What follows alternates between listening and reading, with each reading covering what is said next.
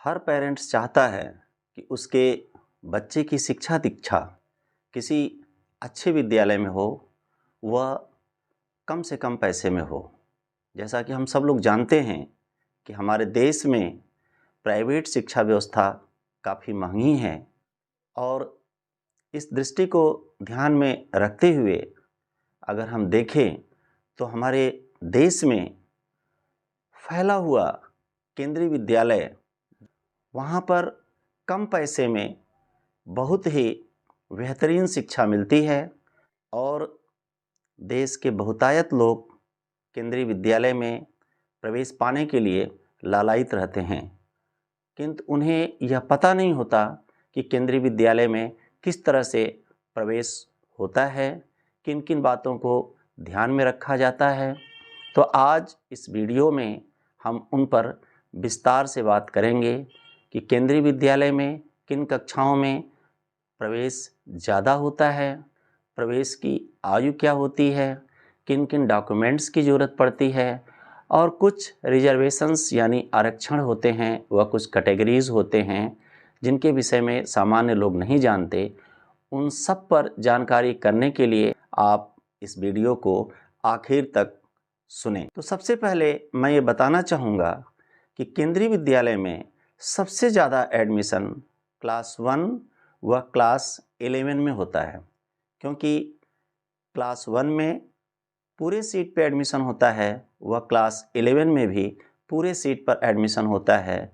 उसके बाद क्लास 2, 3, 4, 5 इन सब क्लासेज में चूँकि नीचे से बच्चे ऊपर प्रमोट होते रहते हैं, इसलिए वैकेंसीज़ जल्दी नहीं मिलती, पर वैकेंसी अगर होती हैं तो केंद्रीय विद्यालय के सभी कक्षाओं में प्रवेश होता है।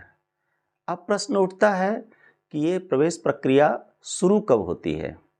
तो सबसे पहले जो प्रवेश प्रक्रिया है वो क्लास 1 के लिए होता है और यह सामान्यतः फरवरी 10 से 15 तक के बीच में यह प्रवेश प्रक्रिया ऑनलाइन रजिस्ट्रेशन से शुरू होती है।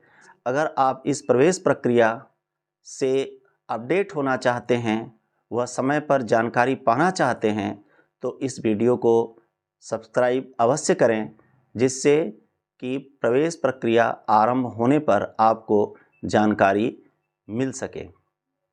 अब दूसरी चीज़ होती है कि एज क्या होता है, किस एज ग्रुप के बच्चे क्लास 1 में एडमिशन पाते हैं। अगर आप 2023-24 में अपने बच्चे का एडमिशन क्लास 1 में कराना चाहते हैं तो 31 मार्च 2023 को आपके बच्चे की उम्र कम से कम 6 साल होनी चाहिए, वह अधिक से अधिक 8 साल होनी चाहिए। इसी तरह से क्लास 2 के लिए कम से कम 7 साल की उम्र होनी चाहिए, वह अधिक से अधिक 9 साल की उम्र होनी चाहिए। इसी तरह से अन्य क्लासेस में भी उम्र की गणना आगे बढ़ती रहती है।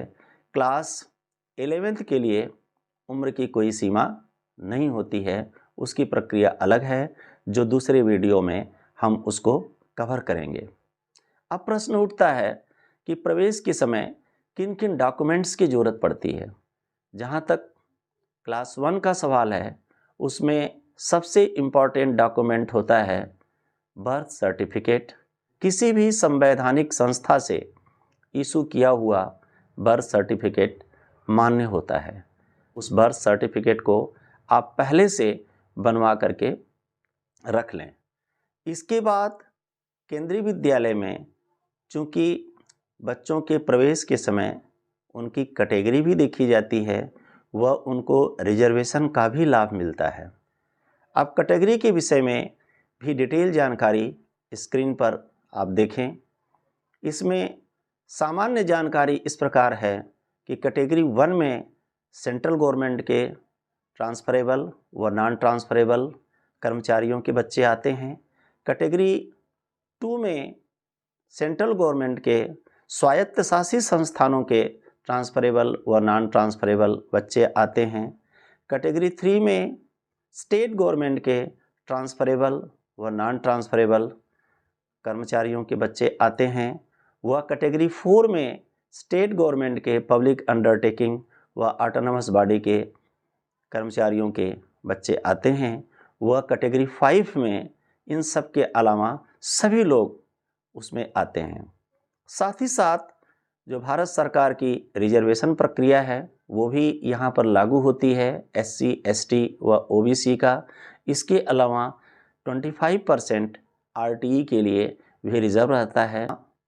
सिंगल गर्ल चाइल्ड के लिए प्रवेश में वरीयता दी जाती है और सिंगल गर्ल चाइल्ड में यदि कोई ट्विंस है तो उसको भी इस सुविधा का लाभ मिलता है। इससे संबंधित डॉक्यूमेंट्स प्रस्तुत करना होता है। क्लास 2 से क्लास 8 तक के बीच में प्रवेश पाने के लिए यह प्रक्रिया सेशन के शुरुआत के साथ, जैसे ही 2023 और 24 का सेशन शुरू होगा, अप्रैल माह के आसपास विद्यालय स्तर पर ऑफलाइन रजिस्ट्रेशन होता है।